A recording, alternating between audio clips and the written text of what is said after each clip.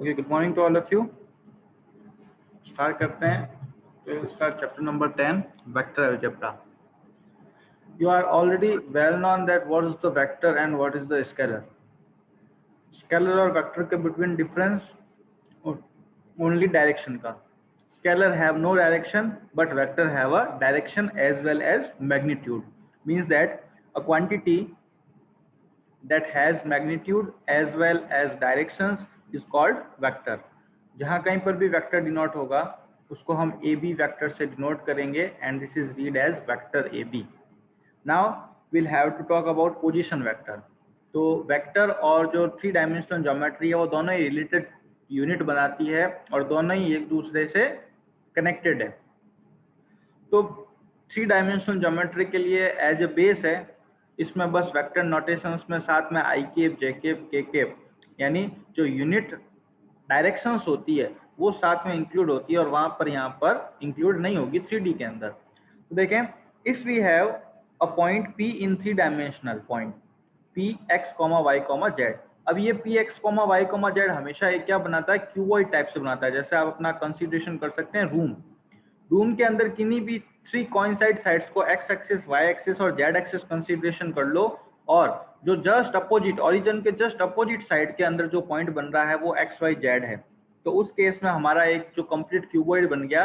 Now अगर उसका point x, y, z है तो OP वेक्टर का पोजीशन वेक्टर किससे डिनोट होगा. अगर मैं इसको R से शो करूं तो देखें होता क्या है, x माइनस ओरिजिन का क्या होता है 0 0 0. तो x माइनस 0 I cap plus y minus 0 के कैप प्लस z माइनस 0 के cap. I cap, J cap, के cap. What's the meaning of I, J, K? ये हैं यूनिट वेक्टर्स. किस किस डायरेक्शंस में, correspondingly x, y and z directions के अंदर. तो जहां कहीं पर भी ये O यानी ओरिजिन के करस्पॉन्डिंग वेक्टर हो तो ये 0 0 करने की जरूरत नहीं होती. अब अगर आपको कोई 2 पॉइंट से पास आउट होता हुआ वेक्टर फाइंड आउट करना हो, मींस दैट अगर कोई 2 पॉइंट्स गिवन हो a x1 y1 z1, दो first point and second point b x2 y2 z2. Now you have to find a b vector. तो इसका मीनिंग क्या होगा, position vector of b minus position vector of a.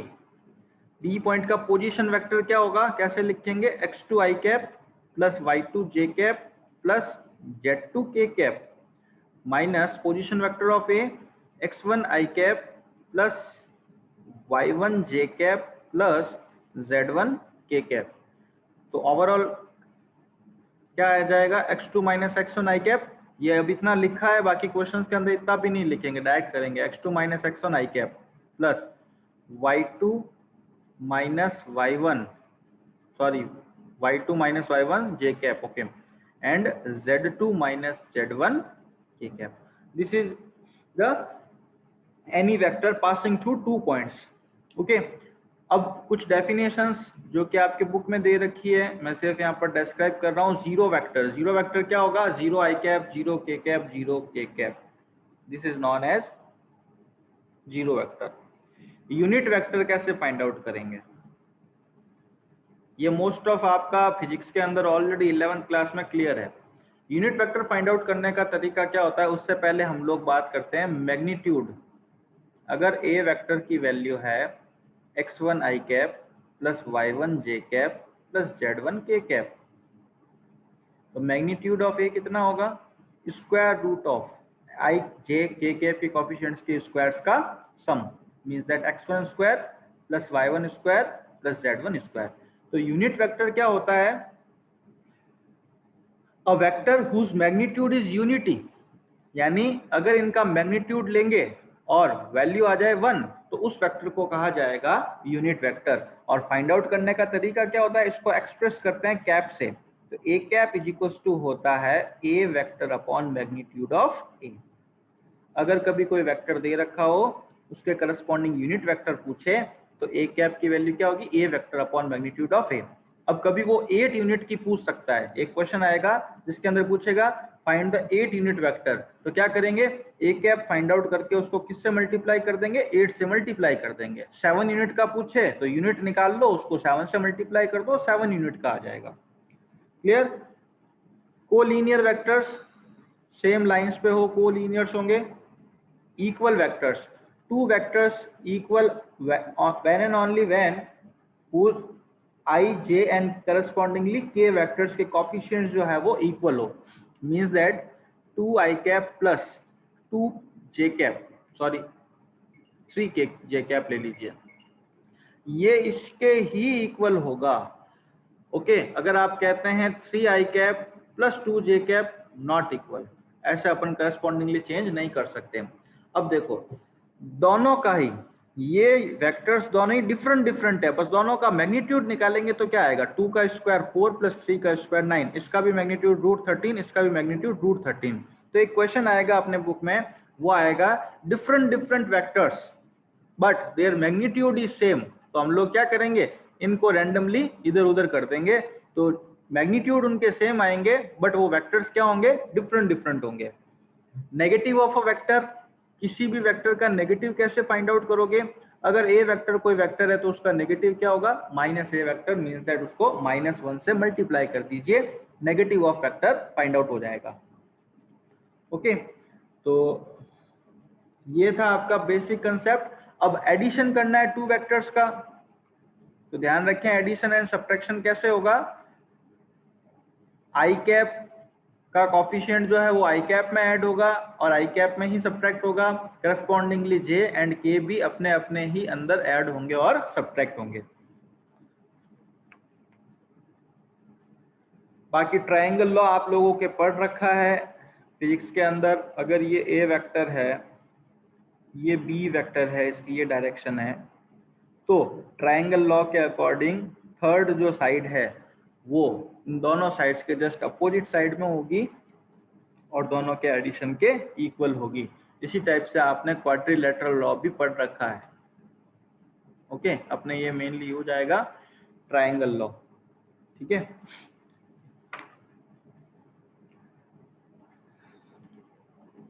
अगर कहीं vectors के component पूछे, जैसे ए वेक्टर है x1 i cap plus y1 j cap plus z1 k cap, you have to find the components. तो कंपोनेंट्स क्या होंगे इसके, x1, y1, z1।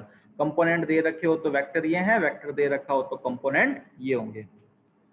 क्लियर।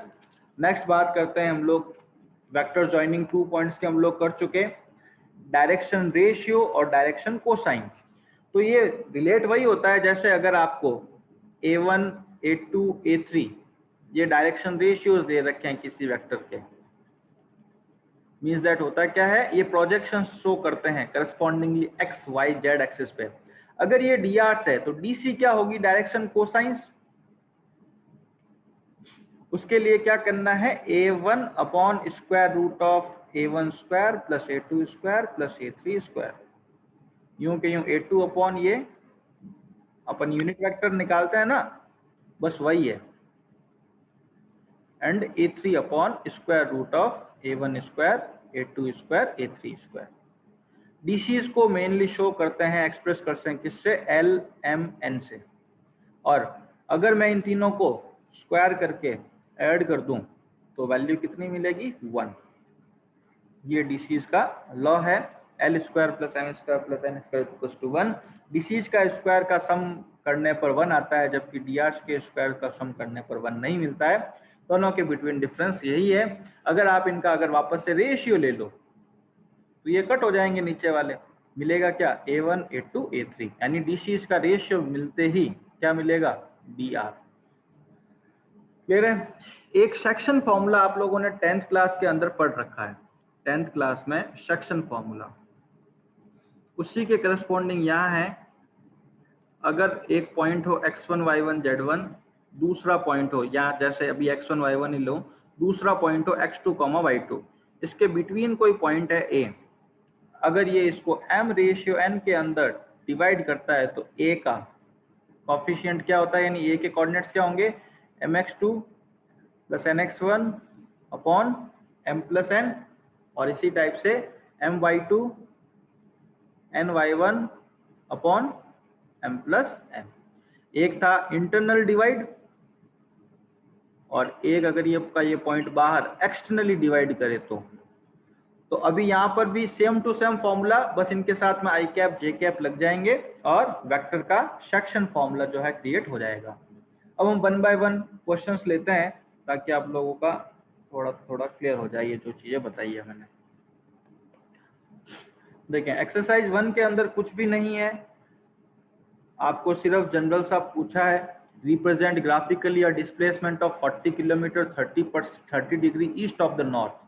ध्यान रखें ईस्ट ऑफ द नॉर्थ है तो नॉर्थ की साइड से 30 डिग्री जनरेट करना है और एक ओ से लेके पी तक की डिस्टेंस कितनी शो कर रहे हैं 40 किलोमीटर। यहाँ से लेके यहाँ तक का डिनोट कितना कर रखा है 40 किलोमीटर। ओके, तो ग्राफिकली शो करना क्वेश्चन नंबर 1 में है। Next, classify the following measure as scalars और वेक्टर्स। तो किलोग्राम में कोई डायरेक्शन नहीं होती, therefore this is a scalar.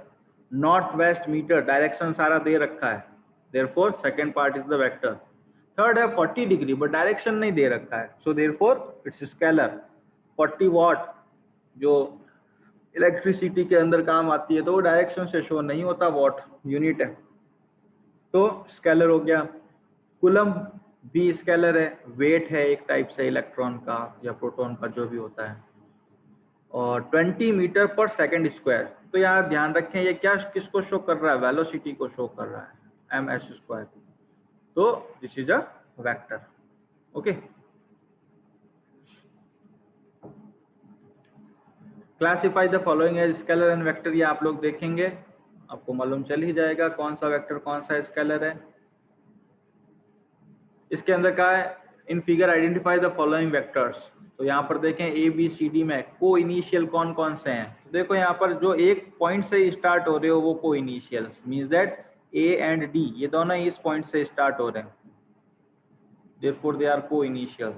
Next, equal कौन कौन से। तो देखो यहाँ पर इन दोनों की डायरेक्शन सेम ए सी, और यूं के यूं बी और डी की भी कंसीडरेशन कर सकते हो, ये बी का और ये डी का। सॉरी, ए और सी इक्वल नहीं है, दोनों की साइड्स अपोजिट है, ये इधर है ये इधर है, जबकि इन दोनों की ही डायरेक्शंस इस डायरेक्शन में है, therefore they are equal. Next हम बात करें थर्ड, को linear but not equal.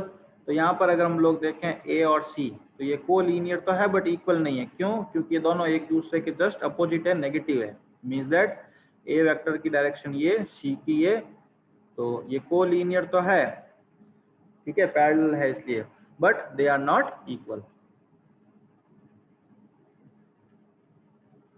Next, true false आप लोग कर लेंगे, कोई इश्यू है नहीं इसमें। कंटिन्यू करते हैं हम लोग एक्सरसाइज 10.2। देखें, compute the magnitude of the following vector. A B C दे रखा है, सबसे पहले आप लोगों को इनके मैग्नीट्यूड फाइंड आउट करने हैं। तो मैग्नीट्यूड ऑफ ए कितना होगा, square root of i cap J cap के कैप के कोफिशिएंट्स का स्क्वायर का सम, तो 1 square plus 1 square plus 1 square कितना हो गया, स्क्वायर रूट ऑफ 3।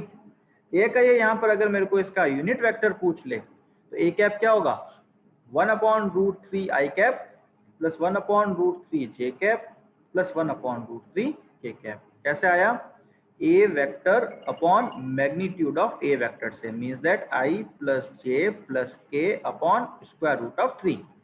ये हमारे पास मिल गया मैग्नीट्यूड यानी यूनिट वेक्टर ऑफ ए। यानी अगर आप इसका वापस से मैग्नीट्यूड लेते हो तो कितना मिलेगा, 1। अगर आपसे इसी क्वेश्चन के अंदर पूछे 8 यूनिट का वेक्टर फाइंड आउट करो तो हम लोग क्या करेंगे, इसको 8 से मल्टीप्लाई कर देंगे, इसको भी 8 से मल्टीप्लाई कर देंगे। तो ये आगे क्वेश्चंस जस्ट बनने वाले हैं, इसीलिए मैंने इस क्वेश्चन में ही सारा डिस्कस कर लिया है। नाउ अभी जस्ट ऐसा डिस्कस किया था, right 2 different vectors having same magnitude. Vectors different होने चाहिए बट मैग्नीट्यूड सेम होना चाहिए। सिंपल सा कुछ भी ले सकते हो, जैसे 2 I cap plus 3 J cap plus 4 के कैप। ये एक मैग्नीट्यूड, ये एक वेक्टर है जिसका मैग्नीट्यूड कितना है, square root of 2 square 4 3 square 9 4 square 16, मतलब कितना हो गया, √29। एक ये का मैं बी वेक्टर लिखता हूँ, बस ये 3 4 इधर उधर कर देता हूँ, 3 आई cap plus 4 J cap plus 2 के कैप। अब ये दोनों इक्वल तो नहीं है, क्यों नहीं है, क्योंकि आई जे के करस्पॉन्डिंग कोएफिशिएंट्स इक्वल नहीं है, बट इसका भी मैग्नीट्यूड आप लोग निकालोगे तो कितना होगा, √29 ही होगा। तो है two different vectors having same magnitude. इसी टाइप से अगर आप लोगों को जस्ट उल्टा कहे, two different vectors having same direction, तो हम लोग क्या करेंगे, किसी एक पर्टिकुलर को लीनियर बनाएंगे कंडीशन, किसी एक पर्टिकुलर क्वांटिटी से मल्टीप्लाई कर देंगे। जैसे ए वेक्टर इज इक्वल टू है आई जे के, कोई दूसरा वेक्टर है, अगर मैं इसी को 2 से मल्टीप्लाई कर दूं, 2 आई कैप 2 जे कैप 2 के कैप, इनके मैग्नीट्यूड्स तो डिफरेंट डिफरेंट है बट दोनों की डायरेक्शन सेम है, 2 कॉमन आ जाएगा, आई जे के। ऐसा क्यों? क्योंकि अगर इसका भी डी आर फाइंड आउट करें तो कितना होगा, 1 1 1, इसका भी डी आर होगा, यानी डायरेक्शन रेशियो 2:2:2 करोगे तो 1 1 1 ही आना है। तो दोनों की डायरेक्शन सेम है, कोलिनियर्स है, बट मैग्नीट्यूड सेम नहीं है। तो ये ऐसा ही एक क्वेश्चन शायद आपका क्वेश्चन नंबर 3 है, तो इसको भी आप लोग कर सकते हैं। क्वेश्चन नंबर 4 है, find the values of x and y so that these are equal. तो देखो 2 I cap plus 3 J cap is equal to x I cap plus y J cap, दोनों इक्वल है, तो x किसके equal होगा, 2 के, and y किसके equal होगा, 3 के। ओके,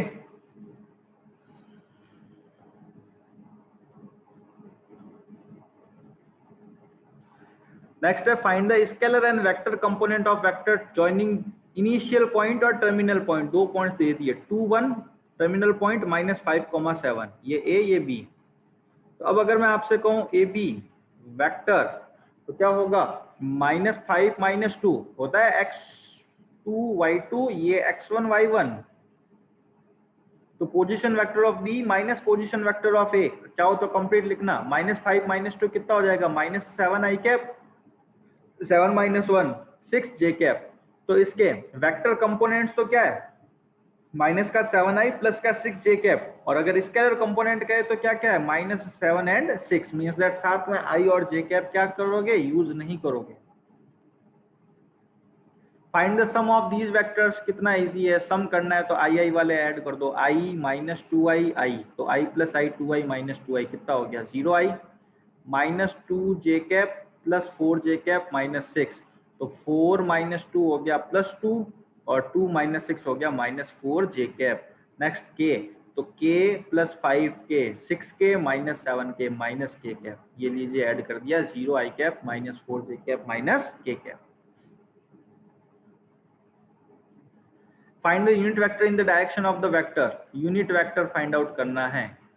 तो सिंपल सा अभी किया, ए वेक्टर ये है, मैग्नीट्यूड ऑफ ए निकालिए, √1 + 1 + 2 का स्क्वायर 4, कितना आ गया 6, तो ए कैप कितना आएगा, i plus j plus 2 k cap upon magnitude of a, means that √6, this is the unit vector. Okay, find the unit vector in the direction of PQ। तो देखो पहले PQ फाइंड करना है और उसके बाद में उसका यूनिट वेक्टर फाइंड आउट करना है। तो सबसे पहले PQ वेक्टर कितना होगा, पोजीशन वेक्टर ऑफ Q 1 2 3, ये है P, और Q कितना है 4 5 6, तो 4 - 1 3 आई कैप, 4 5 - 2 3 जे कैप, 6 - 3 3 के कैप। तो मैग्नीट्यूड ऑफ PQ कितना हो जाएगा, √99927, जिसको हम लोग लिख सकते हैं 3√3। तो यूनिट वेक्टर अलोंग PQ, तो PQ कैप कितना होगा, ये इसका vector, means that 3 I cap plus 3 J cap plus 3 के कैप अपॉन इसका मैग्नीट्यूड। तो देखो 3 कॉमन आके तो क्या हो जाएगा, इससे कट, आंसर मिलेगा i/√3 j/√3 k/√3।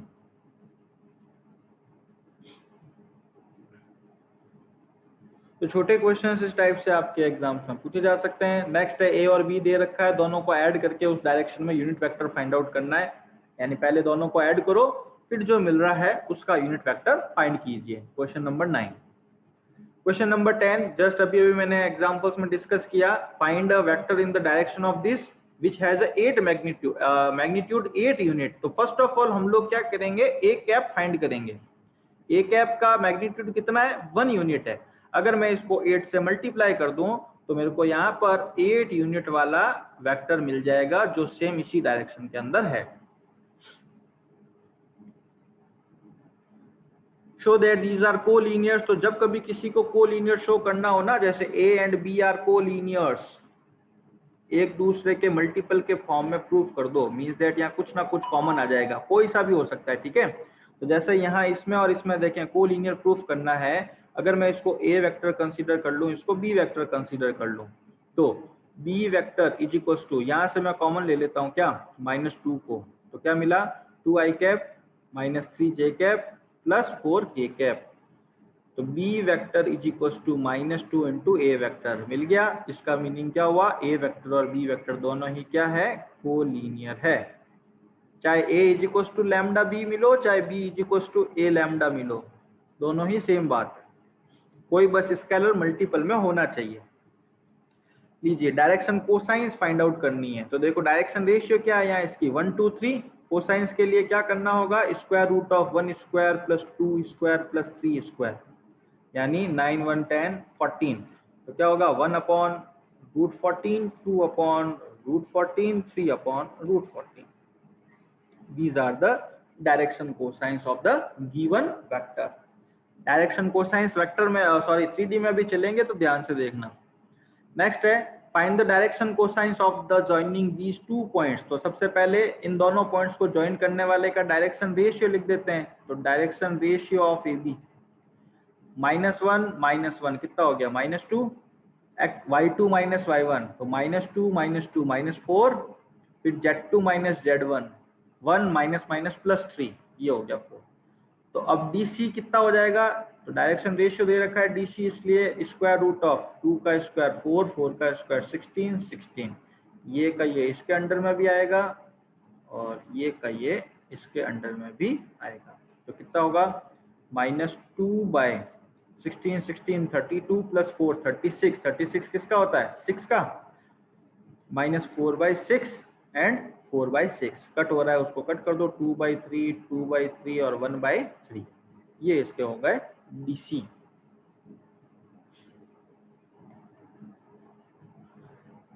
Next equally inclined है, इक्वली इंक्लाइंड मींस दैट देखिए DC इन तीनों की सेम है, 1/√3 1/√3 1/√3 means that cos alpha cos beta cos gamma. Direction cosines क्यों कहते हैं, क्योंकि ये cos एंगल ही बनाती है, यानी अगर किसी कोई पॉइंट इसका डायरेक्शन कोसाइंस, अगर ये x एक्सिस से अल्फा बनाती हो, y एक्सिस से बीटा एंगल बनाती हो और z एक्सिस से गामा एंगल बनाते हो, तो जो cos alpha cos beta cos gamma है प्रोजेक्शंस, वही इसकी डायरेक्शन कोसाइंस होता है। ओके, और जैसा कि मैंने कहा इनको किससे एक्सप्रेस करते हैं, एलिमेंट से, एंगल के फॉर्म में, और इनके स्क्वायर्स का sum means that cos square alpha plus cos square beta plus cos square gamma, इनकी वैल्यू कितनी होती है 1। ओके, तो जैसा कि cos अल्फा 1/3 है, cos बीटा 1/3 है, cos गामा 1/3 है, तो अल्फा कितना आएगा cos इनवर्स 1/√3, ये का ये बीटा, ये का ये गामा। इसका मीनिंग क्या है, ये x एक्सिस से y एक्सिस से z एक्सिस से इक्वल एंगल बनाता है, कितना 1/√3 cos इनवर्स ऑफ। लीजिए पोजीशन वेक्टर फाइंड करना है विच divides joining 2 points P, P का कोऑर्डिनेट्स क्या है, मैं इसको सिर्फ पॉइंट वाले फॉर्म में शो कर रहा हूँ, 1 2 -1 है, देखो i cap + 2j cap -k cap, Q क्या है -1 1 1। आपको R पॉइंट फाइंड करना है जो कि इसको 2:1 के अंदर, यानी ये हमारा m और n बन जाएगा, इंटरनली डिवाइड कर रहा है, और सेकंड एक्सटर्नली, तो इंटरनली के टाइम बीच में क्या आता है प्लस और एक्सटर्नली के टाइम क्या आता है माइनस। तो कैसे फाइंड आउट करेंगे हम, OR वेक्टर होता है, देखो ये x1 y1 z1, ये x2 y2 z2, उससे रिलेट कर रहा हूँ, लिखना ऐसे नहीं है। तो होता क्या है m x2, तो यहाँ क्या आएगा m into position vector of q plus n x1 होता है, तो x1 यहाँ क्या है position vector of p upon m plus n। तो o r m into position vector लिखिए माइनस आई, m की वैल्यू कितनी है 2, तो ये लीजिए 2 minus i plus J plus k plus n की वैल्यू कितनी है 1, i plus 2j minus k cap upon में m प्लस n 2 प्लस 1। बस ऊपर न्यूमरेटर को सॉल्व करो और अपॉन में 3 लगाओ, तो कोऑर्डिनेट क्या आ गया आर का, पोजीशन वेक्टर -1/3 आई कैप प्लस 4/3 जे कैप प्लस 1/3 के कैप। और जब आपको एक्सटर्नल डिवाइड करके पूछ रहा है तो यहाँ क्या आएगा, यूज माइनस में आएगा और कुछ भी चेंज नहीं होगा, बस सॉल्व करना है।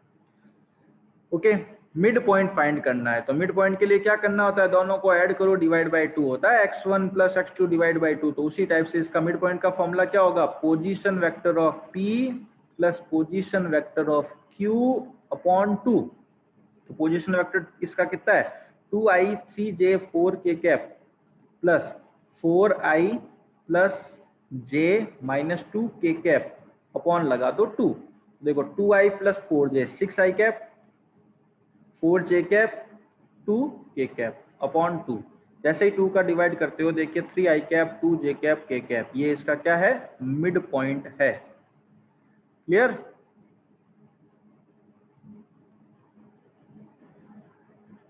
Seventeen right angle triangle proof आप लोग कर ही दोगे, किन्हीं भी दो मैग्नीट्यूड्स का स्क्वायर का सम तीसरे के इक्वल हो, मींस दैट पाइथागोरस थ्योरम को फॉलो कर जाए, means that will give a right angle triangle.